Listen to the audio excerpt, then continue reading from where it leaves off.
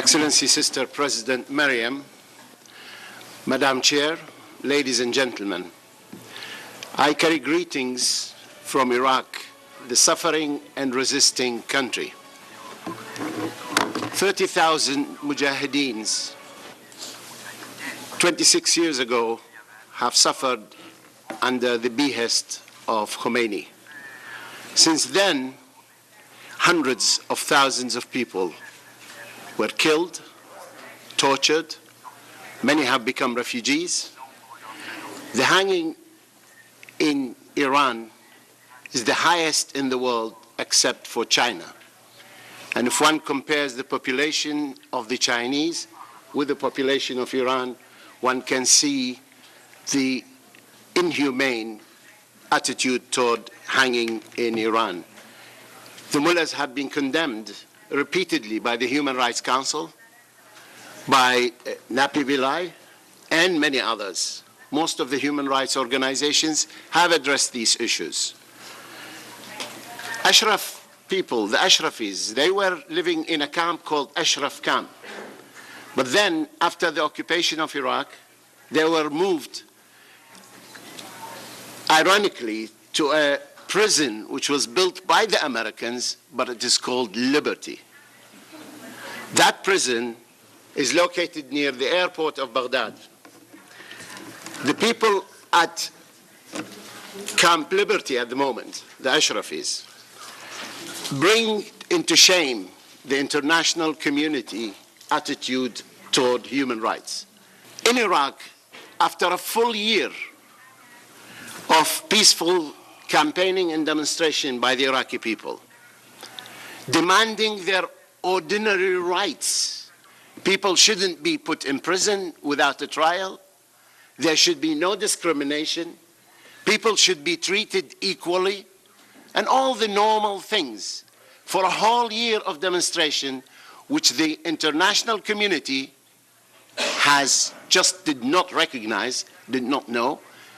The government in Baghdad, acting at the behest of the Iranian mullahs, committed at least 4 massacres in Iraq, in Hawija, in Fallujah, in Mosul, and in Diyala. Nobody in the world talked about that one. The world was quiet about that one. This brings into disrepute sometimes the selectivity of how we address some of the human rights abuses in some places, at some times, by some people, and we don't do the same thing in other places. The uprising in Iraq, as a result of this abuse, it is not by ISIS. Please do not fall into this trap. ISIS is a terrorist organization. They cannot take over half the country of Iraq. This uprising in Iraq, it is by the people of Iraq in the governorates that have rose against the government. There are what's called the military councils, which are the people, the inhabitants of these governorates. They are being led by generals and senior army officers from the previous National Army of Iraq. There are the tribal councils, which is made up of the people of these areas. But certainly, there is, when you have this situation, you have terrorist organizations there. These terrorist organizations do not represent the people. They do not represent Iraq, and most certainly, they do not represent Islam. They can carry the banner of Islam, but they don't represent Islam or the Muslims, because no one would accept the abuse of people, of minorities, because of they have different religion or different ethnicity. Nobody accepts the destruction of mosques and churches. Nobody accepts the way they are treating the people in Iraq. It is the people who are suffering from terrorism are the people who can rid themselves of terrorism. And the Iraqis have done this before.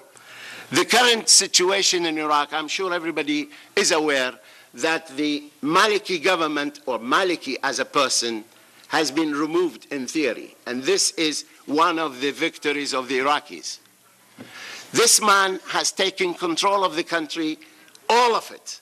So he's the Minister of Defense, the Minister of Interior, the Commander-in-Chief, and he has control of over the 7 main components of the state, including the Central Bank of Iraq, including the High Court. They are all attached to him.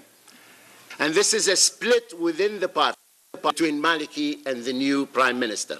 But I don't think we should be judgmental before we start. Let's wait for this man, see what he can do. He has certain easy things to do. He needs to restore justice.